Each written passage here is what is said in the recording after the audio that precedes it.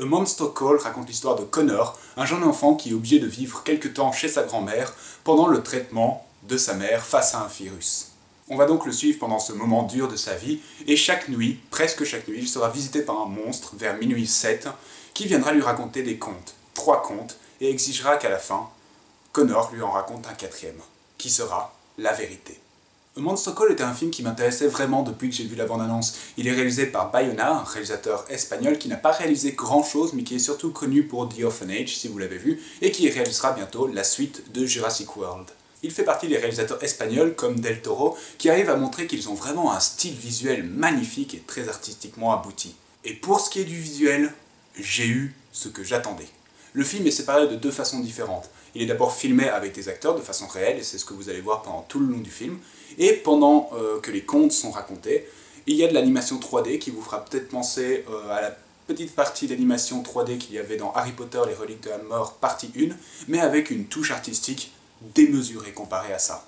Donc pendant que le monstre raconte ses contes, on a une animation 3D avec des effets de jaillissement, d'aquarelle, d'encre, de crayonnement qui forment des formes petit à petit, des transitions très bien trouvées, très intéressantes de formes, par exemple une femme qui va se transformer en milliers de corbeaux, fait en encre, toujours en crayonnement, et reformer quelque chose d'autre. Des transitions très intéressantes lors de ce conte, et c'est de loin les parties les plus intéressantes et les plus artistiquement, visuellement superbes du film.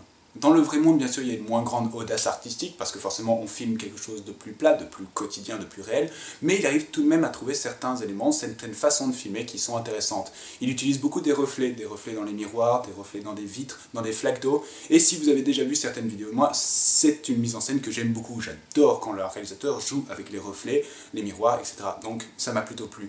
Au-delà de ça, il y a des moments où il filme des activités assez quotidiennes. L'enfant rentre chez lui, enlève son manteau et le met à un porte-manteau, mais il le filme derrière une vitre assez opaque, ce qui fait que ses formes sont assez déformées et que ça donne vraiment l'impression que c'est effectivement des taches de peinture, en fait, qu'il est dessiné dans ce vrai monde. Et c'était chouette de renvoyer cette image réelle qui fait instinctivement penser au conte et à toute la peinture qui est utilisée pour ces scènes-là. Le film brasse vraiment plusieurs sujets intéressants allant de l'acceptation d'un deuil, d'accepter la vérité de manière globale, mais le plus gros message, et qui est un message que j'aime beaucoup quand les dessins animés le disent ou respectent, c'est ne prenez pas les enfants pour des débiles.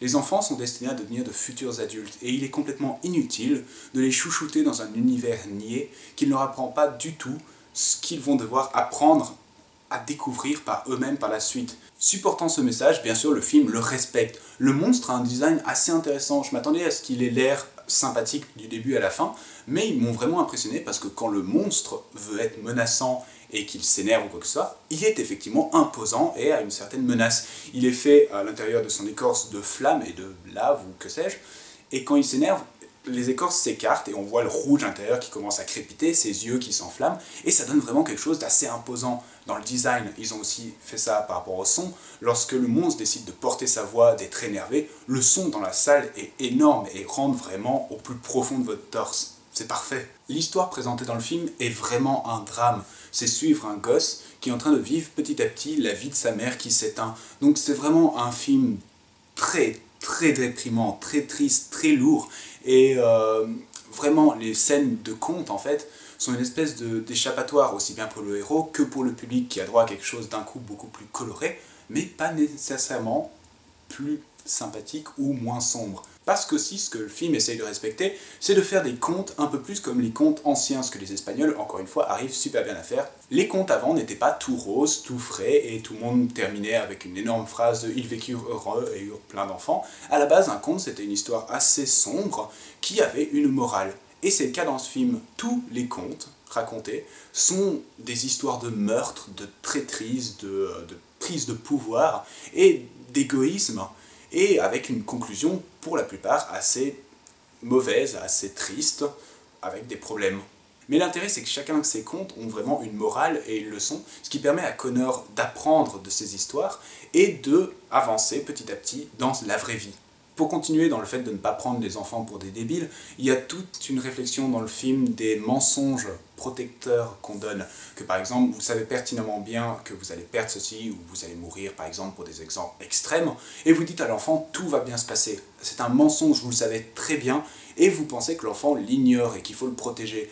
Le film démontre vraiment que la plupart des enfants ne sont pas débiles, ils comprennent vraiment ce que vous dites, et lorsque vous leur donnez ce genre de mensonges, ils se créent une barrière, ils reflouent leurs sentiments négatifs, leurs pleurs, leurs peurs, etc., leur tristesse, et ils se forment des barrières grâce à tous ces mensonges, ils disent non, si elle m'a dit ça, c'est que c'est la vérité, et donc ils ne laissent pas du tout extérioriser tout ça et se referment sur eux-mêmes. Vraiment une très bonne, très intéressante critique de ces mensonges protecteurs et du fait que les enfants ne sont pas débiles. Il faut les traiter comme des jeunes adultes, des futurs adultes. Pour ce que j'ai à reprocher du film, je dirais déjà le public visé. Ce n'est pas du tout un film destiné à des enfants, je trouve. Comme pour différentes raisons que j'expliquais, c'est un drame. C'est un drame vraiment très triste, très déplorable, très long, et qui prend vraiment son temps à créer ses personnages et tout ça. Je pense qu'aucun enfant ne sera diverti devant ce film. C'est clairement plus un film adressé aux adultes, qu'ils aient bientôt des enfants ou qu'ils aient déjà des enfants, pour justement leur donner ce message de ne mentez pas à vos enfants, ne les mettez pas dans une bulle de niaiserie. À côté de ça, je trouve que l'histoire réelle est par moments un peu longue et bizarrement rythmée.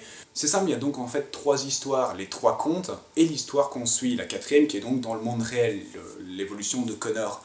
Et par moments, j'ai trouvé qu'il y avait moyen de couper plusieurs scènes, qu'il y a moyen de couper au moins 15 à 20 minutes de film, et le rythme a du mal à se poser, je trouve. Il y a des moments où le film est très posé, puis d'un coup il va accélérer, puis à nouveau se recalmer, ou alors tout à fait le contraire, aller très vite, puis d'un coup s'arrêter. C'est comme si vous étiez à cheval, et que d'un coup, on tire les rênes de votre cheval et qui s'arrête d'un coup. La rupture de ton, c'est très bien, mais quand elle arrive trop souvent, ça donne un rythme un peu boueux qui n'arrive pas vraiment à trouver des bases et à se décider.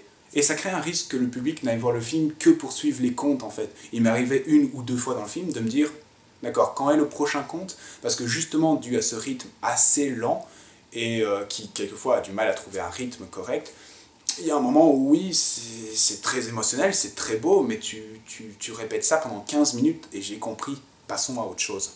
Toutefois, la fin est vraiment très bonne et j'ai vraiment été touché émotionnellement par cette fin. Mais encore une fois, il y a un 4e acte qui dure 2 à 3 minutes que je n'aurais pas du tout mis dans le film. Ça ne fait que appuyer grossièrement un aspect du film que vous aurez compris si vous avez écouté et vous avez été attentif au film. Donc, un travail un peu grossier, j'aurais complètement viré ce 4e acte. Mais au final, j'ai eu ce que je voulais, une histoire très belle, très triste, mais très intéressante à suivre, et qui, visuellement, est époustouflant. Si je devais donner une cote à Monster Calls, ce serait un 16 sur 20. Comme toujours, merci d'avoir regardé cette vidéo. Vous pouvez l'aimer, la partager, vous abonner à ma chaîne et également la partager. J'ai page Facebook, Twitter dans la description, et je vous retrouve la prochaine fois pour une nouvelle critique.